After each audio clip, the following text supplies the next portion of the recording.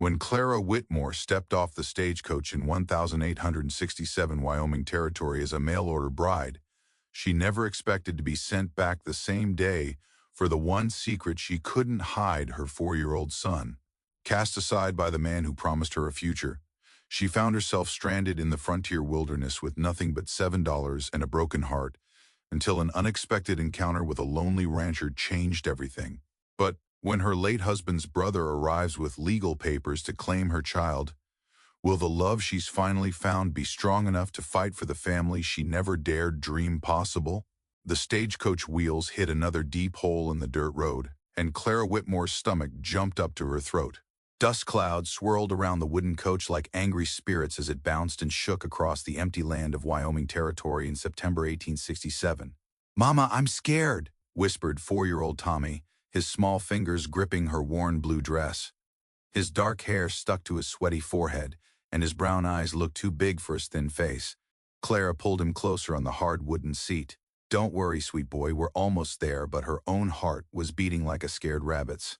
She touched the letter, hidden in her small cloth bag. The paper felt soft from being read so many times. Mr. Jeremiah Hawthorne had written such kind words about wanting a wife to share his life in the frontier town of Clearwater Creek. What he didn't know was that Clara came with a secret. The other people in the stagecoach looked tired and dirty. An old man with a gray beard slept in the corner, snoring loudly. A woman in a fancy hat kept looking at Tommy with mean eyes, like he was something that didn't belong. Clara knew that looked well. She'd seen it plenty of times back in Chicago. "How much longer?" Tommy asked, pressing his face against the small window. Outside, the land stretched on forever. Mountains rose up in the distance like giant sleeping animals. The grass moved in waves when the wind blew across it. "Soon, baby. Soon we'll have a real home." Clara remembered her tiny room back in the big city, the smell of smoke from the factories, the sound of machines running day and night, the other women at the cloth factory who whispered behind their hands when she walked by. A young widow with a child was not welcome anywhere. That's why she had answered Mr. Hawthorne's newspaper ad looking for a wife. That's why she had saved every penny for train tickets and stagecoach fare. That's why she had written letters full of hope, but not full of truth. She had told him about being 26 years old. She had told him about losing her husband James in the war. She had told him she could cook and clean and work hard. She had told him she wanted a fresh start in the West. She had not told him about Tommy. The stagecoach driver shouted something from outside. Through the dust, Clara could see wooden buildings coming into view. Her heart started beating even faster. "Is that it, Mama? Is that our new town?" Tommy's voice was full of wonder. Clearwater Creek looked like something from a picture book. Main Street was just dirt, but the buildings on both sides looked strong and new. She could see a general store, a church with a tall white tower, and a building with a sign that said, "Hotel." People walked along the wooden sidewalks, and horses were tied up in front of different shops. The stagecoach stopped with a loud creak of wheels and leather. The driver climbed down and opened the door. "End of the line, folks. Clearwater Creek, Wyoming Territory." Clara's hands shook as she helped Tommy climb out. The September air was cool and clean, so different from the dirty air back in Chicago. She could smell pine trees and something else she couldn't name. Something wild and free. "Mrs. Whitmore?" A tall man in a black suit walked toward her. He had thin brown hair and serious gray eyes. "I'm Jeremiah Hawthorne." Clara's mouth went dry. This was the moment she had been thinking about for 3 long months. "Yes, Mr. Hawthorne, I'm Clara." She tried to smile, but her face felt frozen. His eyes moved to Tommy, who was hiding behind her skirt. Clara saw something change in Mr. Hawthorne's face. His eyebrows came together and his mouth became a thin line. "And this is..." His voice sounded different now. Cold. "This is my son, Tommy." Clara put her hand on Tommy's shoulder. "Tommy, say hello to Mr. Hawthorne." Tommy peeked out and gave a small wave. "Hello, sir." Mr. Hawthorne didn't wave back. He stood very still, looking at Clara like she was a stranger. Around them, other people from the stagecoach were getting their bags and walking away. The woman in the fancy hat looked back at Clara with a knowing smile, like she had expected something bad to happen. "I think we need to talk," Mr. Hawthorne said quietly. "Please, come with me." Clara picked up their one small bag and took Tommy's hand. As they walked down the dusty street, she noticed how people stopped what they were doing to stare at them. A woman sweeping her front steps paused with her broom in the air. Two men talking outside the general store turned to watch them pass. Tommy squeezed her hand tighter. "Mama, why is everyone looking at us?" Clara didn't have an answer. She just kept walking, following Mr. Hawthorne toward a neat white house at the end of the street. In the front yard, she could see flower boxes and a vegetable garden. Everything looked perfect and clean and ready for a new family. But she could tell from the way Mr. Hawthorne's shoulders were set and the way he wouldn't look at her that something was very wrong. As they reached the front gate, Clara wondered if she had made the biggest mistake of her life. What would happen to her and Tommy if Mr. Hawthorne didn't want them? They had no money to go back to Chicago. They had nowhere else to go. Tommy looked up at her with trusting eyes, and Clara's heart broke a little more. Mr. Hawthorne's front door slammed shut behind them, like the sound of a jail cell closing. Clara stood in the middle of his neat living room, holding Tommy's hand so tight she was probably hurting him. But she couldn't let go. The house was exactly what she had dreamed about.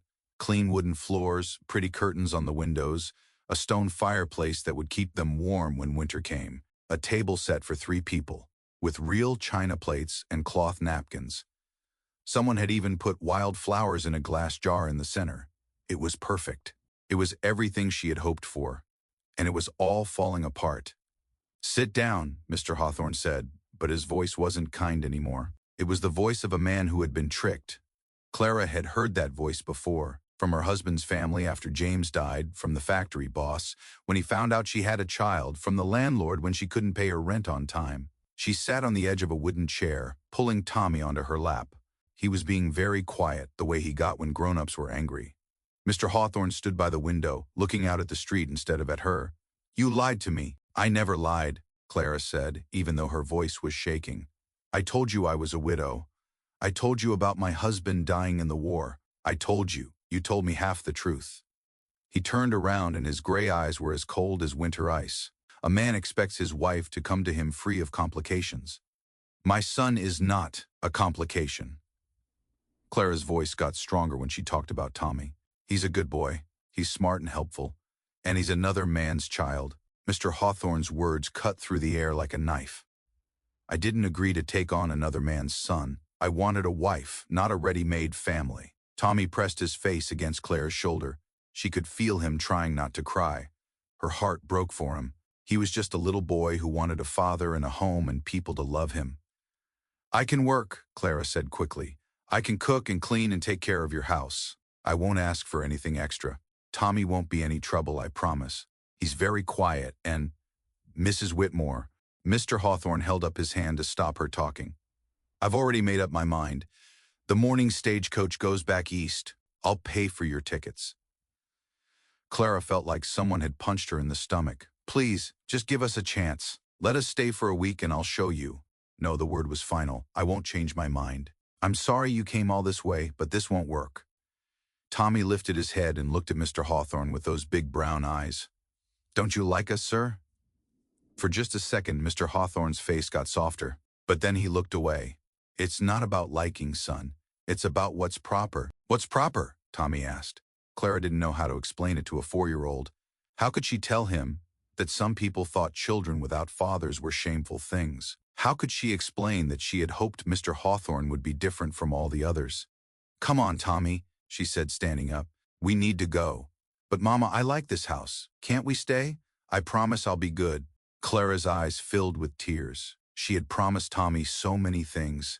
A new daddy who would love him. A house with a yard where he could play. A place where nobody would whisper mean things about them. "Where will we go?" she whispered to Mr. Hawthorne. He reached into his pocket and pulled out some money. "The hotel has rooms. The stage leaves at 8 in the morning. That should give you time to make arrangements." Clara looked at the money in his hand. It felt like he was paying her to disappear, to take her shameful secret and go back where she came from. "Keep your money," she said, lifting her chin up. "I'll find another way." Something flickered in Mr. Hawthorne's eyes. Surprise, maybe, or respect, but it didn't change anything. As Clara picked up their bag and took Tommy's hand, she heard voices outside. Through the window, she could see people walking by, talking and laughing, normal families doing normal things, the kind of life she had dreamed about but would never have. "Mama?" Tommy looked up at her as they walked to the door. "Are we going home now?" Clara's throat felt tight. I don't know where home is anymore, baby. As they stepped back onto the dusty street, Clara felt the eyes of the whole town watching them. News traveled fast in small places. By tomorrow, everyone would know that the mail-order bride had been sent away. They would know she was the kind of woman who brought shame instead of respectability. The sun was starting to set, painting the sky pink and orange. It was beautiful, but Clara couldn't enjoy it. All she could think about was what would happen next. They had a little money, but not enough to go back to Chicago. Not enough to start over somewhere else. Tommy's small hand slipped into hers as they walked toward the hotel. "Don't cry, Mama. Maybe tomorrow will be better." Clara squeezed his hand and tried to smile. He was such a good boy. He deserved so much more than what she could give him. As they passed the general store, she heard the sound of thunder in the distance. Storm clouds were gathering over the mountains, dark and heavy with rain, just like the storm gathering around their small, broken lives. Thunder crashed overhead like a giant's angry fist as Clara pressed her face against the general store's rain-streaked window. Outside, the dirt streets of Clearwater Creek had turned into rushing rivers of mud, and the wind howled like a wild animal trying to break free from its cage. "Mama, I'm scared," Tommy whispered, tugging on her soggy dress. Water still dripped from their clothes, creating small puddles on the wooden floor where they stood. Clara knelt down and pulled her son close, feeling his small body shake against hers. They'd been caught in the storm while walking from the boarding house to the train depot, and now they were trapped here until it passed. The store owner, a kind woman named Mrs. Patterson, had given them old flour sacks to dry off with, but Clara's heart felt colder than her wet skin. "The morning train to Cheyenne won't run in this weather," Mrs. Patterson called from behind the counter, where she was sorting through a box of canned goods. "Tracks get washed out something fierce when it storms like this." Clara's stomach dropped. They only had enough money for one night at the boarding house and train tickets back to Chicago. If they missed tomorrow's train, they'd be stuck here with no money and nowhere to go. The store's bell jingled as the door opened, letting in a gust of cold, wet air. A tall man stepped inside, shaking water from his coat like a dog after a bath. His boots made squelching sounds on the floor, and his hat dripped steadily as he took it off. "Afternoon, Mrs. Patterson," he said, his voice deep and gentle. "Storm caught me on my way back from town." "Samuel Garrett," Mrs. Patterson smiled warmly. "Haven't seen you in weeks. How's that ranch of yours holding up?" Clara watched the man called Samuel as he answered. He had kind eyes the color of summer sky, and hands that looked strong enough to wrestle a bear, but gentle enough to hold a baby bird. Something about him seemed familiar, though she was sure they'd never met. "Ranch is fine, ma'am. Lost some fence posts, but nothing that can't be fixed." Samuel's gaze moved to Clara and Tommy, and his expression softened. "You folks caught in a storm too?" Before Clara could answer, Tommy stepped forward with the fearless curiosity of a 4-year-old. "My mama says we're going on a train, but the lady says trains don't work when it's stormy." "Do you know about trains?" Samuel crouched down to Tommy's level, a smile tugging at the corners of his mouth. "I know a little about trains, son, and I know this storm will pass by morning." "What's your name?" "Tommy Whitmore," the boy said proudly. "This is my mama, Clara. We came here on a big bumpy wagon, but we're going back to Chicago because the man didn't want us." Clara felt her cheeks burn with shame. Even a 4-year-old could see the truth of their situation. She started to pull Tommy back, but Samuel's eyes met hers with something that looked like understanding rather than pity. "I heard about what happened with Jeremiah Hawthorne," Samuel said quietly, standing up slowly.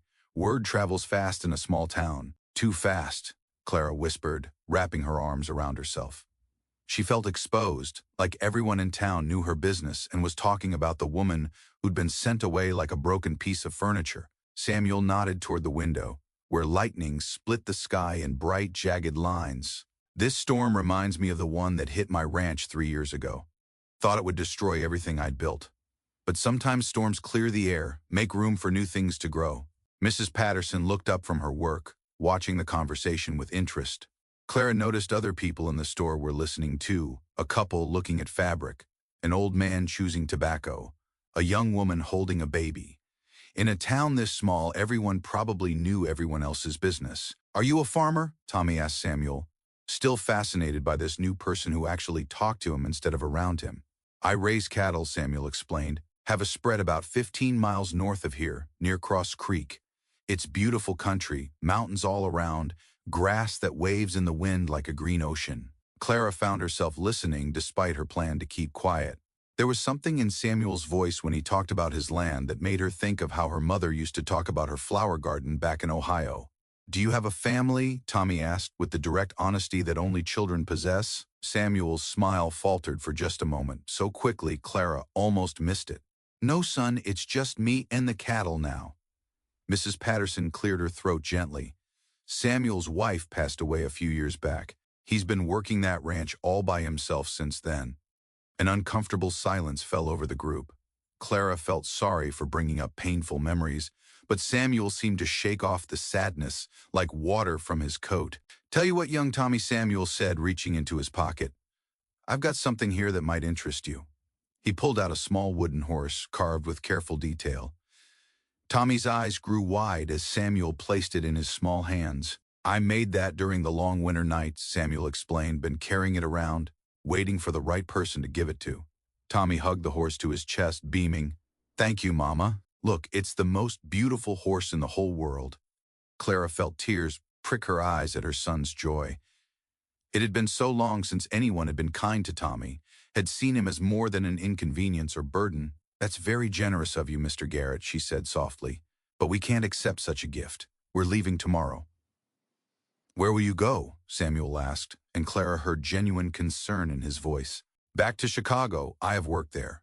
The words tasted like ash in her mouth. She thought of the dark factory where she'd worked 16-hour days, the tiny room she'd shared with Tommy, the constant worry about having enough food. Samuel studied her face carefully.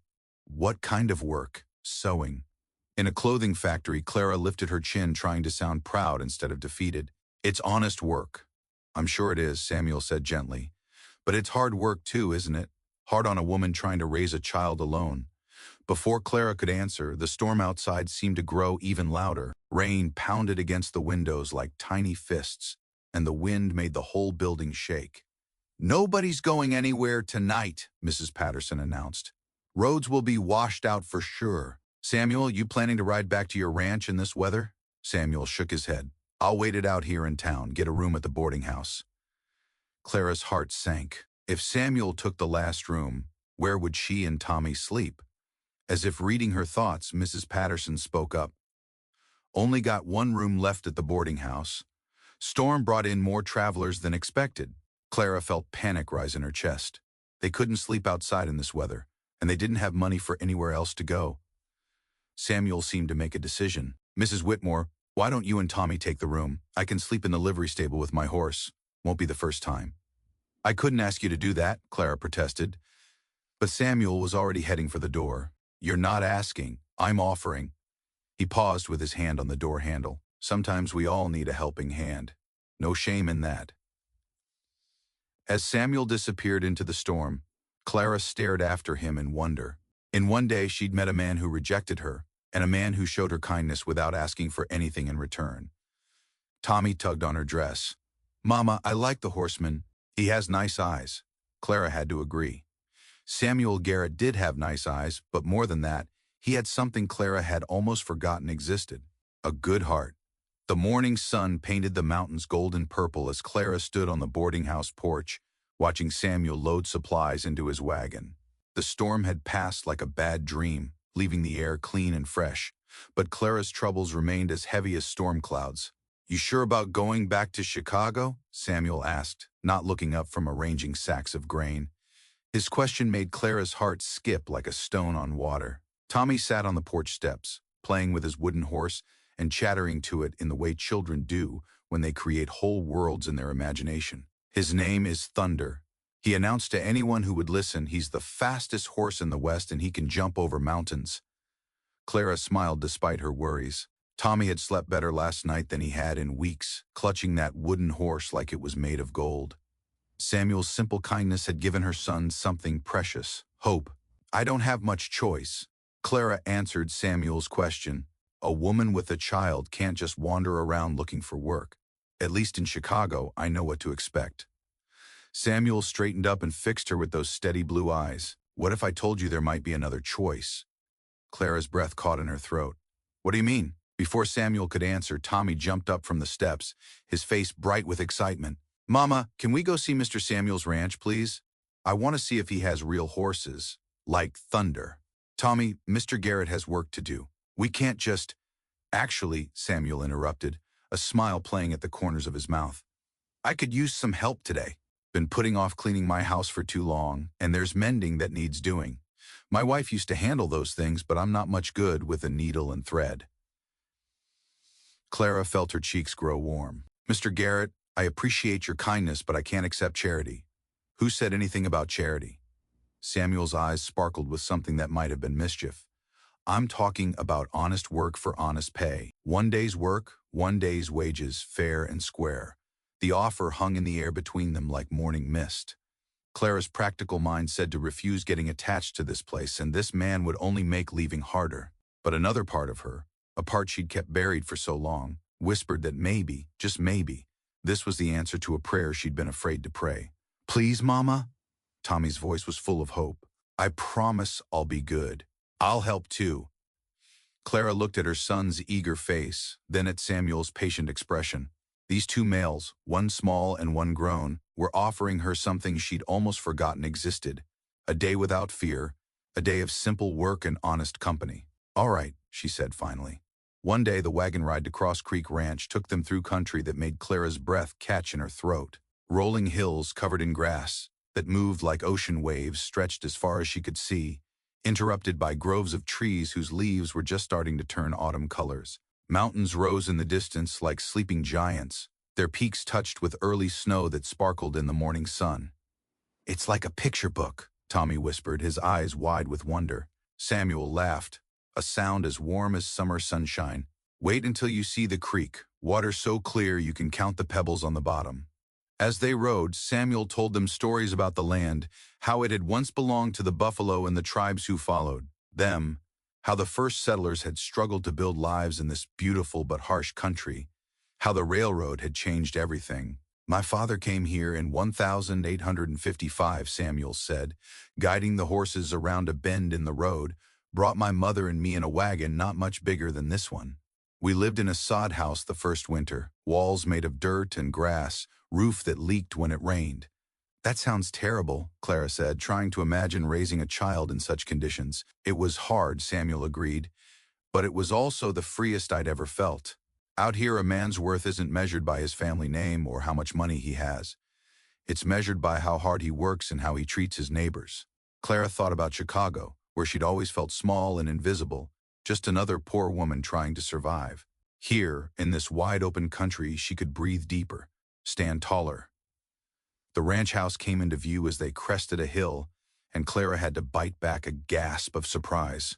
She'd expected a rough cabin like the ones she'd seen in town, but Samuel's home was a real house, 2 stories tall with a wraparound porch and windows that caught the light like jewels. You built this yourself? She asked, impressed despite herself.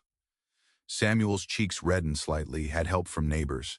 When Sarah and I married, we dreamed of filling this house with children. Seemed foolish to build small when we planned to have a big family. The sadness in his voice made Clara's heart ache. She understood dreams that didn't come true, plans that crumbled like sandcastles. Tommy bounced in his seat as they pulled up to the house. Can I see the horses? Please, I promise I won't scare them. Course you can, son, Samuel said, lifting Tommy down from the wagon. But first, let's show your mama around the house. The inside of the house took Clara's breath away.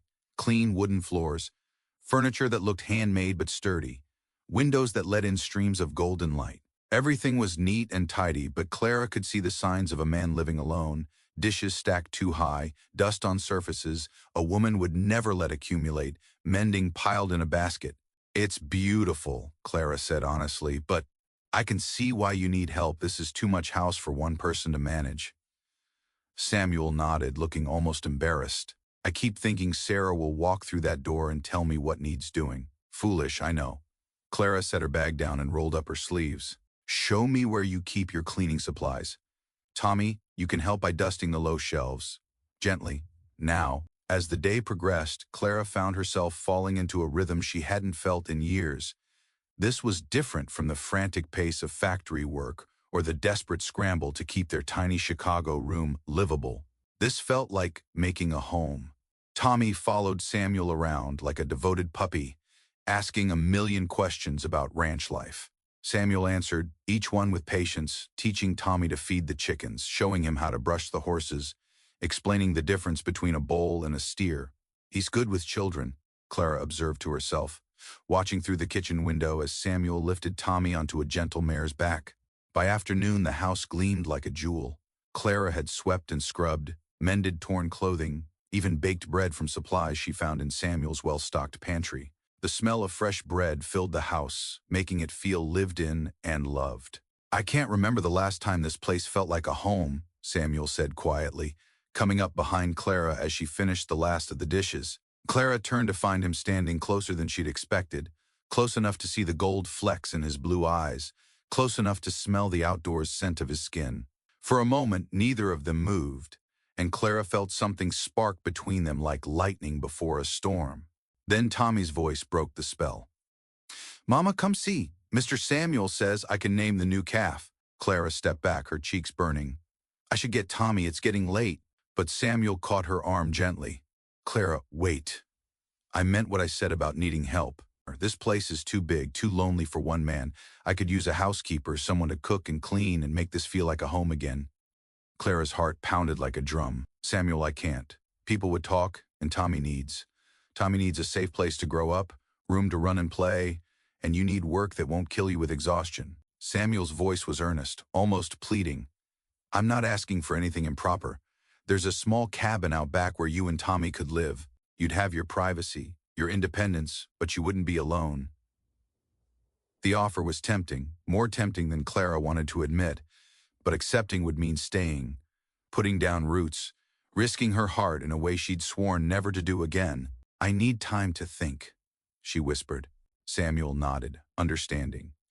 "Take all the time you need, but know this. You and Tommy would be welcome here for as long as you wanted to stay." As they rode back to town in the golden light of evening, Tommy chattering excitedly about his day, Clara felt something shift inside her chest. For the first time since her husband died, she could imagine a future that didn't involve just surviving from day to day. But futures were fragile things, easily broken. Could she trust her heart to this kind man and his beautiful ranch? Could she risk Tommy's happiness on the hope that maybe, just maybe, they'd found their place in the world? The answer, Clara realized as they reached town, scared her more than the storm had, because deep in her heart, she already knew what she wanted to choose. The sound of Tommy's scream cut through the morning air like a knife through butter. Clara dropped the wooden spoon she was holding and ran faster than she ever had in her life. Her heart pounded so hard she could hear it in her ears as she rushed toward the creek where Tommy had been playing. She found him sitting on a rock, tears streaming down his face, holding his scraped knee. Blood trickled down his leg, but he was alive and breathing. Clara felt her whole body shake with relief. "I fell off the big rock," Tommy sobbed. "It hurt so bad, Mama." Samuel appeared beside them, having heard the cry from the barn.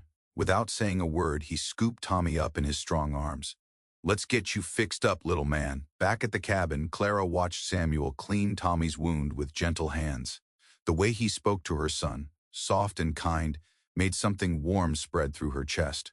This wasn't the harsh voice she remembered from her first husband. This was different. This was better.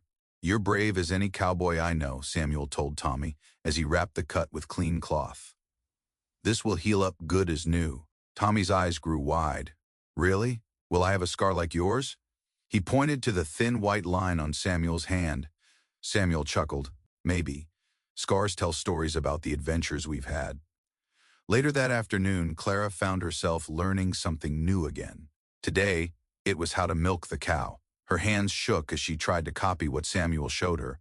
The cow seemed as big as a house, and Clara felt small and foolish. "I can't do it," she said, frustrated. Back in Chicago, milk came from the store.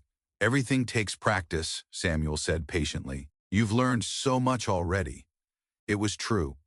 In just 3 weeks, Clara had learned to cook over a wood stove, tend a vegetable garden, and even help with the horses. Each new skill made her feel stronger, more capable. She wasn't the same woman who had stepped off that stagecoach, feeling lost and broken. That evening, as they sat around the dinner table, Tommy announced something that made Clara's breath catch in her throat. "I don't want to leave here ever," he said, chewing his cornbread. "This is the best place in the whole world." Samuel's eyes met Clara's across the table. Something passed between them. Understanding, hope, maybe even love. Clara felt her cheeks grow warm. "What if we didn't have to leave?" Samuel asked quietly. Tommy's face lit up like Christmas morning. "You mean stay forever and ever?" "I mean," Samuel said, looking directly at Clara, "what if this became our real home?" The question hung in the air like morning mist. Clara's heart started beating fast again, but this time it wasn't from fear. It was from something much more dangerous, the possibility of happiness. Over the next few days, Clara noticed how Samuel watched her and Tommy. Not in a scary way, but like someone who was afraid to hope for something good. She saw him carving a new toy horse for Tommy when he thought no one was looking. She saw him fixing the loose step on the cabin porch without being asked. She saw him leaving wildflowers on the kitchen table each morning. Most importantly, she saw how he never tried to replace Tommy's father in the boy's heart. Instead, he was becoming something new, a protector, a teacher, a friend. One morning, while Tommy played with his toy soldiers on the porch, Samuel approached Clara as she hung laundry on the line. "I have something to tell you," he said, his voice nervous, "about my wife, about why I really ask you to stay." Clara's hand stilled on the wet shirt she was hanging. "You don't have to tell me anything." "I want to," Samuel insisted. "She died giving birth to our son. The baby died too. I blamed myself for 3 years, thought if I'd been a better husband maybe." Clara turned to face him fully. The pain in his eyes was raw and real. "When I saw you and Tommy at the store, I saw what I'd lost, but I also saw what I might find again. Not a copy of what I had before, but something new, something better." The honesty in his voice made Clara's eyes fill with tears. Not sad tears, but the kind that come when something inside your heart starts to heal. "I've been thinking," she said softly, "about what you asked, about staying forever." Samuel stepped closer and, "I think," Clara said, her voice growing stronger, "I think Tommy and I have been looking for home our whole lives. Maybe we found it." Before Samuel could respond, Tommy's voice rang out from the porch. "Mama, someone's coming up the road." They turned to see a rider approaching fast, dust trailing behind his horse like a brown cloud. Clara felt a chill run down her spine. Good news rarely traveled at such speed. The rider pulled up in front of their cabin, breathing hard. "Mrs. Whitmore, I have a telegram for you from Chicago." Clara's hands trembled as she took the yellow paper. Even before she opened it, she knew their peaceful days were about to end. The telegram felt like fire in Clara's hands as she read the words that would change everything. Arriving. Next week to collect Thomas. Legal papers prepared. Edward Whitmore. Her legs nearly gave out beneath her. Samuel caught her arm, steadying her as the world seemed to tilt sideways. Tommy continued playing on the porch, unaware that his uncle was coming to steal him away. "Who's Edward Whitmore?" Samuel asked, reading over her shoulder. "My late husband's brother," Clara whispered. "He never wanted anything to do with Tommy before." "Why now?" The telegram writer cleared his throat. "There's more, ma'am. The man who sent this paid me extra to tell you something. He said to tell you that he knows about your situation here. Said it proves you're not fit to raise the boy." After the rider left, Clara sank into a chair at the kitchen table. Her whole body shook like a leaf in a storm. Samuel knelt beside her, his strong hands covering her trembling ones. "Tell me about him," Samuel said gently. Clara took a shuddering breath. "Edward owns 3 factories in Chicago. He's rich, important, everyone respects him." She paused, her voice growing bitter. "He's also cruel. When my husband died, Edward made it clear that Tommy and I were burdens he didn't want to carry. Then why does he want Tommy now?"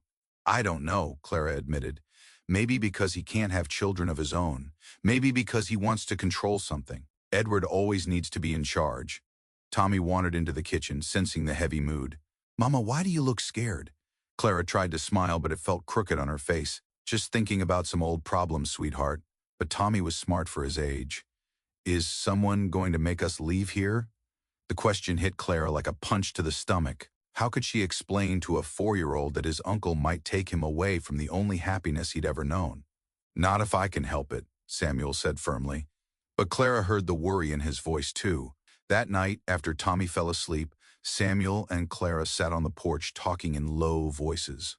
The stars above seemed dimmer somehow, as if they were hiding from the trouble coming their way. "What does the law say?" Samuel asked. "Can he really take Tommy?" Clara nodded miserably. "Edward is family. He has money to hire lawyers. I'm just a woman living. She gestured around them.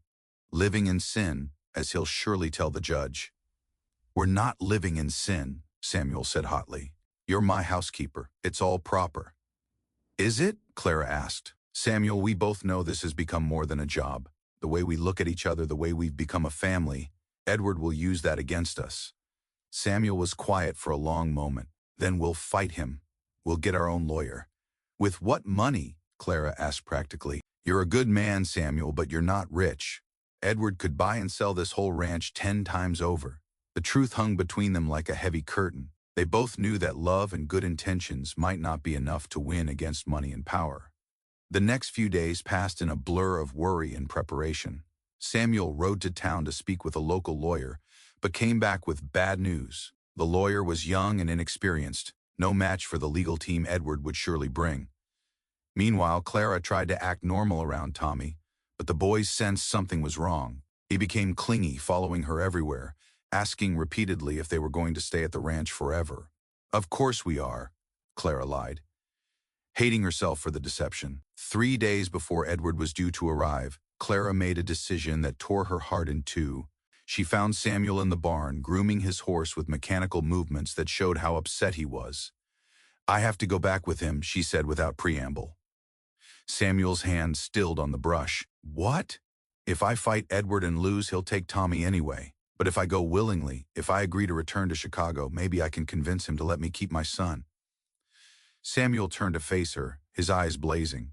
You can't be serious. It's the only way, Clara insisted, though the words tasted like poison in her mouth. I won't risk losing Tommy completely. And what about us? Samuel asked, his voice rough with emotion. What about what we've built here? Clara felt tears start to fall. There is no us if I don't have my son. Samuel crossed the barn in 3 long strides and grabbed her hands. Marry me, he said urgently. Right now, today, if you're my wife, you'll have legal protection. Edward can't force a married woman to do anything without her husband's consent. Clara's heart leaped at the suggestion, but reality crashed down just as quickly. Samuel, you don't understand what you're offering. Edward won't just take Tommy. He'll destroy you too. He'll ruin your ranch, your reputation, everything you've worked for. Let him try, Samuel said fiercely. I'd rather lose everything fighting for you and Tommy than keep it all and lose what matters most. The intensity in his voice made Clara's knees weak. Here was a man willing to risk everything for her and her son. How had she gotten so lucky? But luck, Clara had learned, was a fickle thing, and Edward Whitmore was no ordinary opponent. As if summoned by her dark thoughts, the sound of horses' hooves echoed across the valley. Clara looked out the barn door and saw dust clouds approaching not one rider, but several. He's early, she whispered, fear making her voice small. Samuel stepped in front of her protectively. Whatever happens, Clara, I want you to know these past weeks have been the happiest of my life. Clara wanted to tell him she felt the same way, wanted to say all the things she'd been too scared to admit, but it was too late. Edward Whitmore was here and their time had run out. The riders pulled up in front of the cabin, and Clara got her first look at her brother-in-law in over a year. He looked exactly the same, tall, thin, dressed in expensive clothes that made everyone around him look poor by comparison. His cold eyes swept over the ranch with obvious disdain. Clara, he said, dismounting his horse with practiced ease. I see you've fallen even further than I imagined. Beside him, a younger man in a dark suit pulled out a folder of papers. The lawyer, Clara realized with growing dread. Edward had come prepared for a fight. Tommy appeared at the cabin door, curious about the visitors. When he saw Edward, his small face grew wary. Even at 4 years old, he remembered his uncle's coldness. Hello, Thomas, Edward said, his voice gentler than Clara had ever heard it. I've come to take you home. This is my home, Tommy said with surprising firmness, moving to stand beside Samuel. Edward's face darkened at the boy's defiance. We'll see about that. As the sun began to set over the Wyoming mountains, Clara realized that the battle for her son's future was about to begin, and she wasn't sure she was strong enough to win. Get away from that window. Samuel's sharp command cut through the morning quiet like a blade. Clara jerked back from the glass, her heart hammering as she spotted the dust cloud rising from the distant road. 3 riders approached fast, their horses lathered with sweat. Who are they? Tommy whispered, pressing close to his mother's side. Samuel grabbed his rifle from above the door, checking the bullets with quick practice movements. Don't know yet, but folks don't ride that hard unless they're running from something or chasing it. Clara's hands shook as she pulled Tommy behind the heavy wooden table. The letter from Edward lay crumpled on the floor, where she dropped it after reading the terrible news again. Her brother-in-law would arrive within days, bringing lawyers and legal papers that could tear Tommy away forever. The riders thundered past without stopping, heading toward town. Samuel lowered his weapon, but his shoulders stayed tight with worry. "False alarm," he said, but his voice carried no relief. Clara sank into a chair, the weight of their situation crushing down like a fallen tree. "He's coming, Samuel. Edward won't stop until he gets Tommy. He has money, lawyers, judges, who owe him favors." Her voice cracked. "What chance do we have?" Samuel set down his rifle and walked to where she sat. His weathered hands were gentle as he knelt beside her chair. "Look at me, Clara." She raised her eyes to meet his, seeing something fierce and determined burning there. "Marry me," he said. The words hung in the air like smoke from a campfire. Clara's breath caught in her throat. "What did you say?" "Marry me." Samuel's voice was steady now. "Sure. Today, right now, if we can find the preacher." "Samuel, you don't understand what you're asking. I'm not some young girl with a clean past. I'm a widow with a child, damaged goods that—" "Stop." His command was soft but firm. "Don't you dare talk about yourself that way. Not in my house." Clara felt tears burning behind her eyes. "But why? Why would you want to tie yourself to my troubles? Edward will make life hard for anyone who stands with me." Samuel stood and walked to the window, gazing out at the land he'd worked with his own hands. "You want to know why? Because 3 months ago, this place was just wood and stone. Empty rooms that echoed with ghosts. Now I wake up to the smell of coffee and hear Tommy laughing in the yard." He turned back to her. "You brought life back to a dead man, Clara. That's worth fighting for. But marriage," Clara's voice trailed off. "The idea felt too big, too dangerous.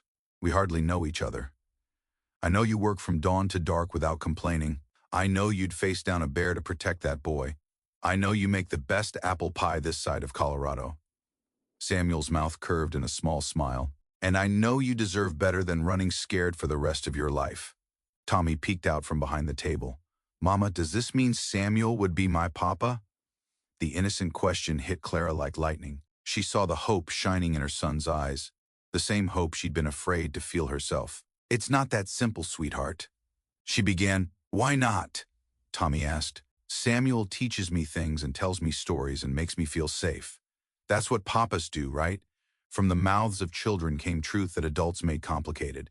Clara looked between her son and the man who'd given them shelter, seeing the family they could become if she was brave enough to reach for it. Edward would say, "We're not really married," Clara said quietly. "He'd claim it was just a trick to keep Tommy. Then we make it real," Samuel replied. "Not just papers and legal words, but a real family built on choice, not fear." Clara stood slowly, her mind racing through possibilities and dangers. "If we do this, there's no going back. Edward won't give up easily. He might make trouble for you, for your ranch. Let him try." Samuel's jaw set with determination. "I've faced down rustlers, winter storms, and prairie fires. I'm not afraid of one angry man in a fancy suit." The sound of horses returning made them all freeze. This time, only one rider approached Pastor Williams from town, his black coat flapping behind him like wings. "That's strange," Samuel muttered. "Pastor doesn't usually make house calls." Clara's heart jumped to her throat. Had Edward already arrived? Had he sent someone ahead to take Tommy? Pastor Williams dismounted slowly, his weathered face grave. He knocked on the door with gentle knuckles. "Samuel? Clara? I need to speak with you both." Samuel opened the door, rifle still within easy reach. "Pastor, what brings you out this way?" The old man's eyes were kind but worried. "Had a telegram this morning from Chicago asking about a Clara Whitmore and her boy." Clara felt the world tilt sideways. Edward was closer than they'd thought. "What kind of questions?" Samuel asked. "Legal questions about character, about living arrangements." Pastor Williams looked uncomfortable. "I came to warn you, and to ask what you want me to tell them when they come calling." Clara exchanged glances with Samuel. Time was running out like sand through fingers. "Pastor," Samuel said slowly, "how fast can you perform a wedding ceremony?" The old man's eyebrows shot up. Well, with proper notice, and today, Clara interrupted, surprising herself with her boldness. Can you marry us today? Pastor Williams looked between them, understanding dawning in his eyes. This about the telegram? This is about family, Samuel said firmly. About choosing love over fear. Clara took a deep breath, feeling destiny rushing toward her like a river in flood. Pastor, will you marry us? Right here, right now. The old man smiled, years of worry lines transforming into joy. Nothing would make me happier, my dear. Nothing at all. As Samuel took her hand in his, Clara felt something shift deep in her chest. For the first time since her husband's death, she wasn't running away from something. She was running toward it. Toward hope. Toward love. Toward the family she'd never dared dream possible. But even as happiness bloomed in her heart, she couldn't shake the feeling that their greatest test was still to come. Blood on Samuel's knuckles told a story that started before dawn. Clara watched him wash his hands at the kitchen basin, her wedding dress still laid out on the bed behind them, like a promise waiting to be kept. The fence didn't fight back that hard, she said quietly. Samuel turned water dripping from his fingers. Had to think with my hands this morning, clear my head before. He gestured toward the dress, his voice trailing off. Today was their wedding day. In 3 hours, Pastor Williams would speak the words that would make them husband and wife, make Tommy his son in the eyes of the law. But Clara could see the doubt creeping into Samuel's eyes like shadows at sunset. Having second thoughts, she asked, though the question scared her more than any storm, about marrying you? Never. Samuel dried his hands on the rough towel. About what comes after? Edward Whitmore's got power, money, connections. What if this doesn't work? What if he still takes Tommy? Clara moved to the window where she could see her son playing with wooden soldiers Samuel had carved. Tommy made explosion sounds as he acted out battles, lost in the simple joy of childhood. Then at least we tried, she said.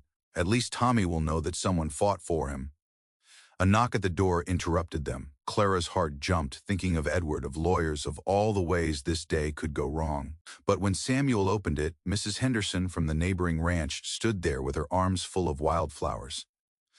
Thought you might need these, the older woman said with a smile that lit up her weathered face. Every bride deserves flowers on her wedding day. Behind her came more neighbors, the Johnsons with a freshly baked cake, the Millers carrying extra chairs, old Pete from the general store with a bottle of his private whiskey.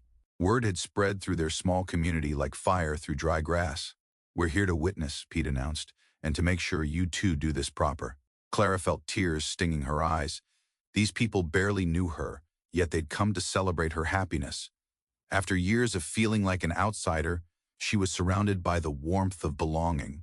I'll help you get ready, Mrs. Henderson said, taking Clara's arm. The men can handle the setup outside. In the bedroom, Mrs. Henderson helped Clara into her wedding. Dress a simple blue gown she'd sewn from fabric Samuel had quietly bought in town. It wasn't fancy, but it was hers, made with hope and careful stitches. You're glowing, dear, Mrs. Henderson said. As she fastened the buttons, Samuel's a lucky man. I'm the lucky one, Clara replied, meaning every word. Through the window, she could see Samuel directing the men as they set up chairs and tables. He'd changed into his best shirt and pants, his hair slicked back with water. Tommy helped by running messages between the groups, his face bright with excitement. That boy's taken a real shine to Samuel, Mrs. Henderson observed. Calls him Papa when he thinks nobody's listening. Clara's heart swelled. Samuel's been more of a father to him in 3 months than anyone. And Samuel, how's he taken to fatherhood? Clara thought of the wooden toys appearing in Tommy's room, the patient way Samuel taught him to ride, the gentle bedtime stories, like he was born to it. Mrs. Henderson pinned a small bouquet of wildflowers to Clara's dress. Then why do you look scared, child? The question caught Clara off guard. She looked at herself in the small mirror, seeing fear mixed with hope in her own eyes. Because it matters too much, she whispered. Because if this doesn't work, if Edward still takes Tommy, then you'll face it together, Mrs. Henderson said firmly. That's what marriage is, facing the storms as a team, instead of alone. A commotion outside made them both look toward the window. A buggy was approaching fast, dust flying from its wheels. Clara's blood turned to ice as she recognized the driver. Edward, she breathed. Mrs. Henderson peered over her shoulder. That the brother-in-law causing trouble? Clara nodded, unable to speak. Edward had arrived early, before the ceremony, before she had Samuel's legal protection. "Well then," Mrs. Henderson said with steel in her voice, "we better hurry this wedding along." They rushed outside, where Samuel was already walking toward the approaching buggy, his stride purposeful and dangerous. The neighbors gathered behind him like a wall of support. Edward Whitmore climbed down from his buggy, his expensive suit and polished boots, marking him as an outsider in this frontier community. He looked around with disgust at the simple preparations, his lip curling with disdain. "Clara," he called out, ignoring Samuel completely. "I've come to take Tommy home where he belongs." "This is his home," Clara replied, moving to stand beside Samuel. Her wedding dress felt like armor, giving her courage. Edward's eyes narrowed as he took in her appearance. "Playing dress-up won't change anything. The boy comes with me today, over my dead body," Samuel said quietly, but his words carried across the yard like thunder. "And who exactly are you?" Edward demanded. "I'm the man about to become Tommy's father," Samuel replied, "and Clara's husband." Edward laughed, the sound harsh and ugly. "A frontier wedding? That means nothing in a real court of law." Pastor William stepped forward, his Bible in his hands. "It means everything in God's eyes and the territory's legal system, which is all that matters here." "We'll see about that," Edward snarled. "I have legal papers, which will be worthless once they're married," Pete interrupted, spitting tobacco juice dangerously close to Edward's polished boots. Edward's face grew red with anger. He looked around at the circle of determined faces, seeming to realize for the first time that he was outnumbered and far from his own territory. "This isn't over," he said to Clara. "I'll be back with real lawyers, real authority. Then you'll find a real family waiting," Samuel replied. Edward climbed back into his buggy with as much dignity as he could manage. As he drove away, the neighbors began to cheer. "Well," Pastor William said with a grin, "shall we get these two married before any more uninvited guests arrive?" Clara felt Samuel's hands slip into hers, strong and steady and sure. Around them, their friends arranged themselves in a loose circle, Tommy right in front where he could see everything. "Dearly beloved," Pastor Williams began, his voice carrying across the valley, "we are gathered here today." As the familiar words washed over her, Clara looked at the man beside her and saw not just a husband but a partner, a protector, a love she'd never expected to find. When Samuel spoke his vows, his voice rang clear and true across the Wyoming wilderness. "I take you, Clara, to be my wife, to love you and Tommy as my own family, to stand with you against whatever storms may come." Clara's own vows came from the deepest part of her heart. "I take you, Samuel, to be my husband, to build a life together based on love, not fear, to be your partner in all things." When Pastor Williams pronounced them husband and wife, Samuel's kiss was gentle but firm, sealing promises that would be tested but never broken. As their friends cheered and Tommy shouted, "Now you're really my papa," Clara felt the last of her fears slip away like winter snow and spring sunshine. Let Edward come back with his lawyers. Let him bring whatever trouble he chose. She was no longer Clara Whitmore, the discarded mail-order bride. She was Clara Garrett, wife and mother, surrounded by love and ready for whatever tomorrow might bring. The sound of expensive boots on wooden steps made Clara's blood freeze. Through the kitchen window, she watched a tall man in a dark suit climb down from a fancy carriage, his face cold as winter ice. Behind him came another man carrying papers and wearing the kind of clothes that meant trouble. "Samuel," Clara whispered, her hands shaking as she dried the breakfast dishes. "He's here." Edward Whitmore didn't bother knocking. The door burst open like thunder, and suddenly the warm kitchen felt smaller, darker. His gray eyes swept the room with the look of a man seeing dirt he wanted to clean away. "Well, well," Edward said, his voice smooth as snake oil. "My dear sister-in-law has certainly found herself quite the situation." Clara stepped back until she felt Samuel's strong presence behind her. Her husband moved closer, not touching her, but making it clear he stood ready to protect what was his. "Edward," Clara's voice came out steadier than she felt, "you had no right to come here without warning. I had every right." Edward pulled off his leather gloves one finger at a time, making each motion seem threatening. "I'm here for what belongs to my family." The lawyer stepped forward, a thin man with watery eyes and papers clutched in his bony hands. "Mrs. Garrett, is it now? I'm Attorney Morrison from Chicago. We have legal documents requiring the immediate release of Thomas Whitmore into his uncle's custody." Samuel's jaw tightened. "Tommy's not going anywhere." Edward laughed. but the sound held no joy. Listen here, cowboy.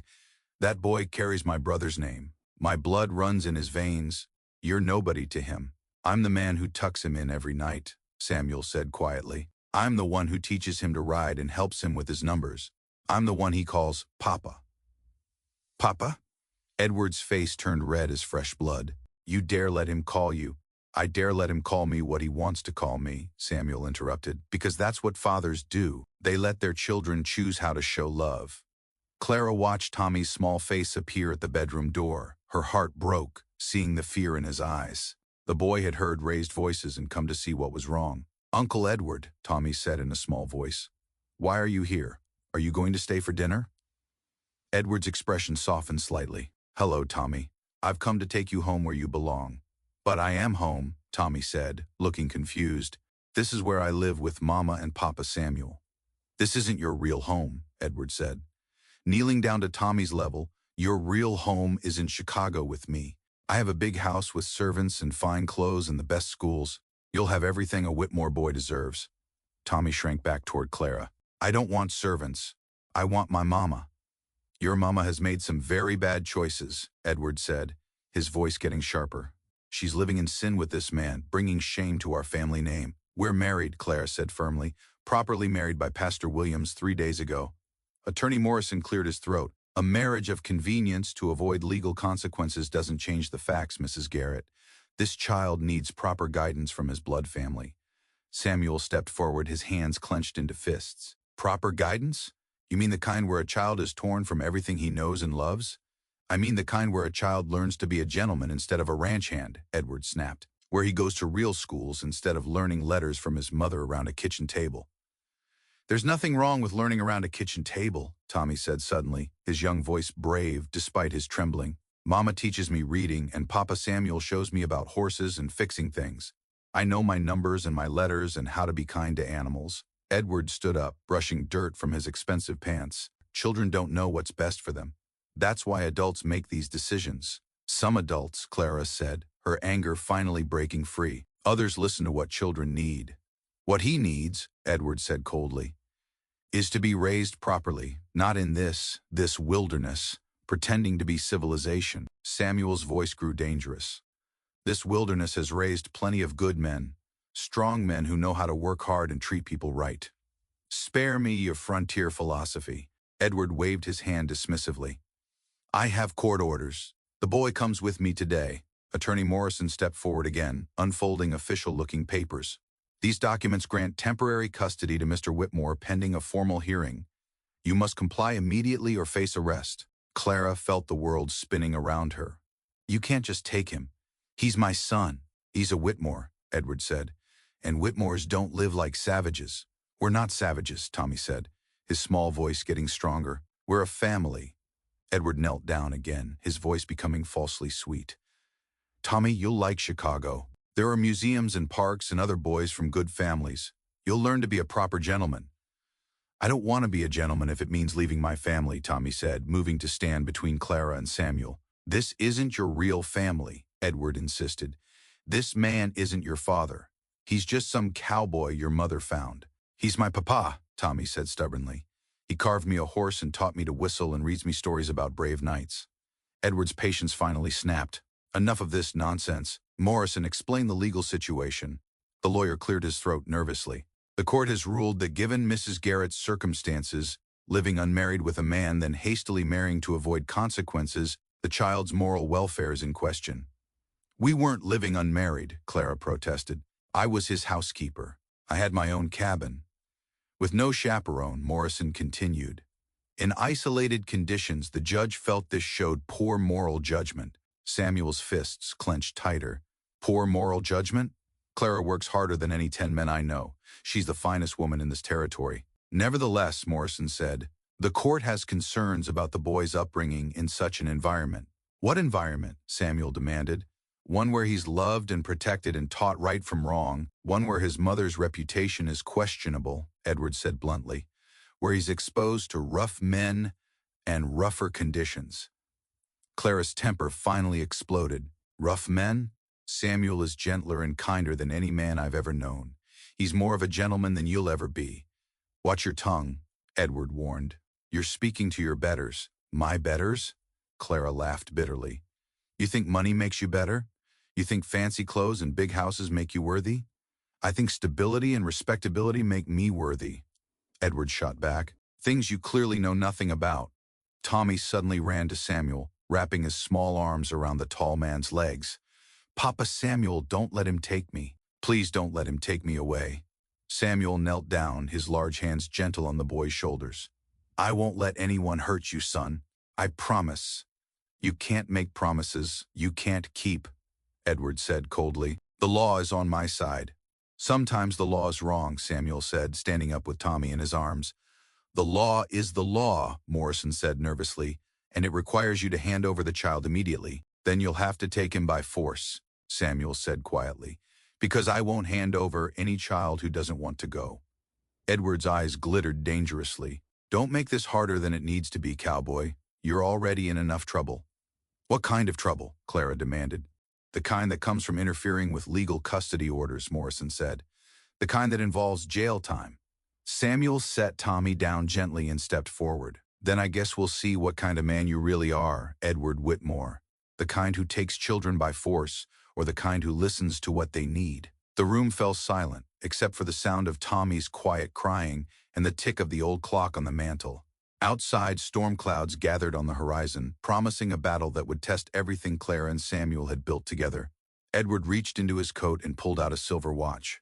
You have 1 hour to pack the boys' things. Then we're leaving for the afternoon train. And if we refuse? Clara asked. Edward smiled coldly.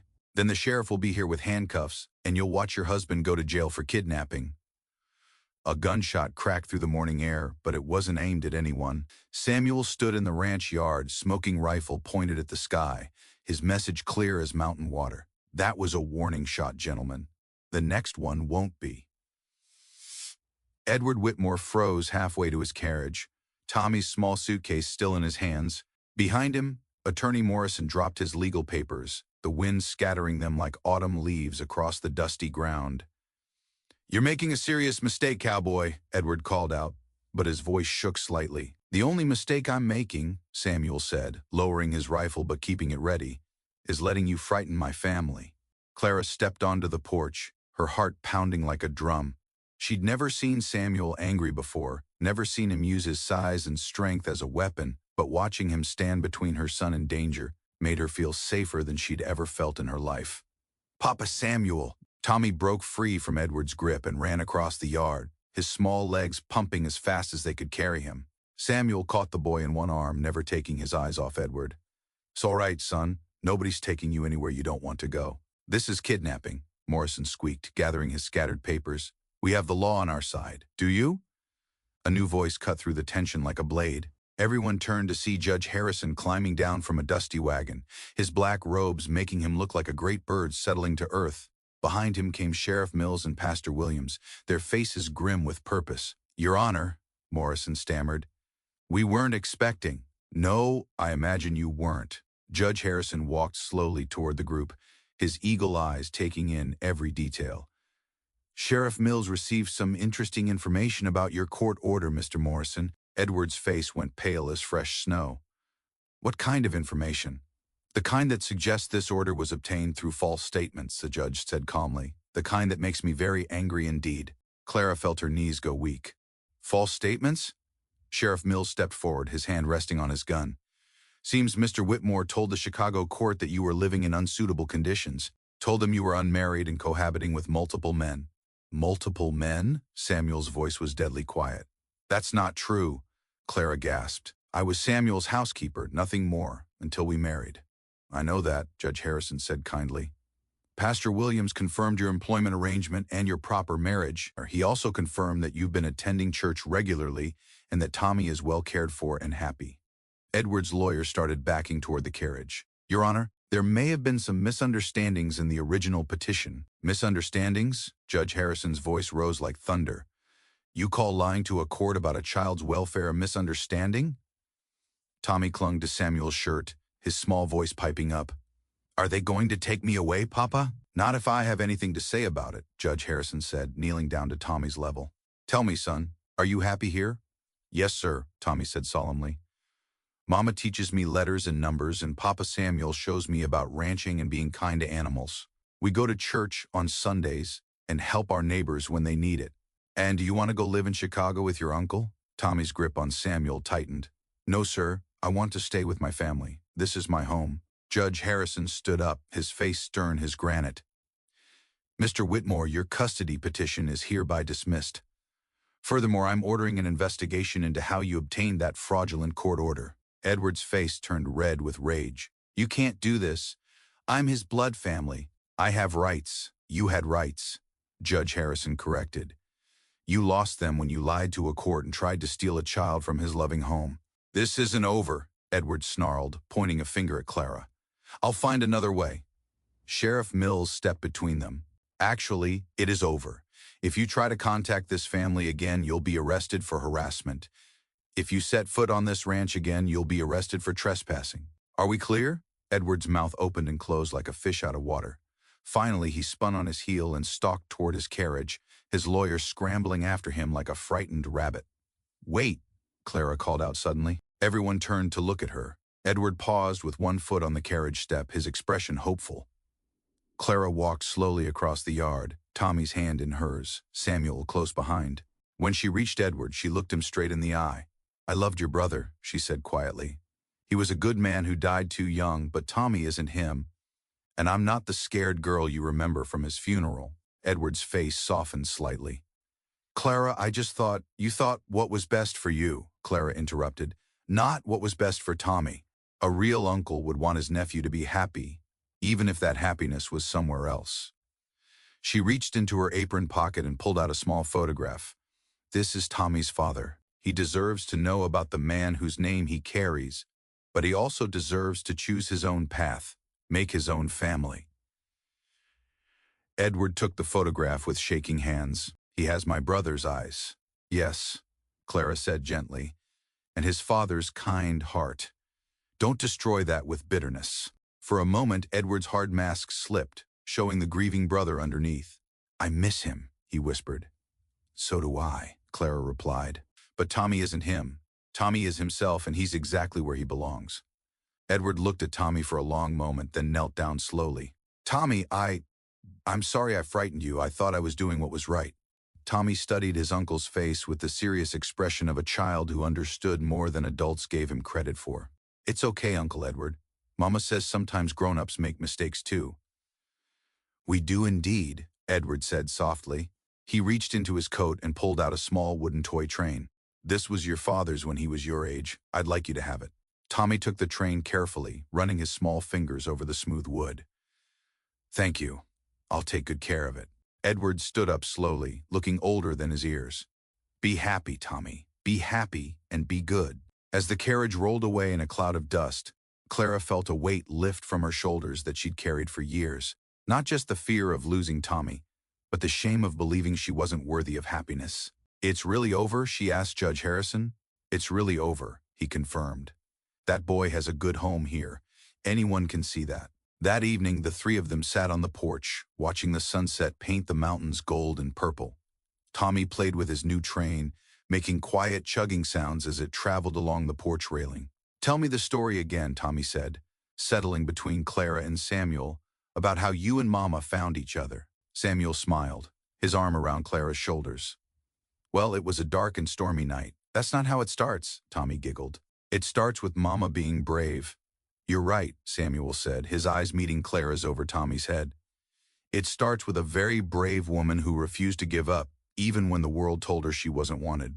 As Samuel told their story, Clara realized that her worth had never been determined by who accepted her or rejected her.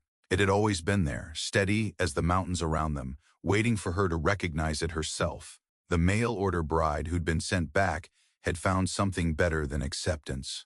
She'd found a place where love grew not from desperate need, but from genuine recognition of each other's worth.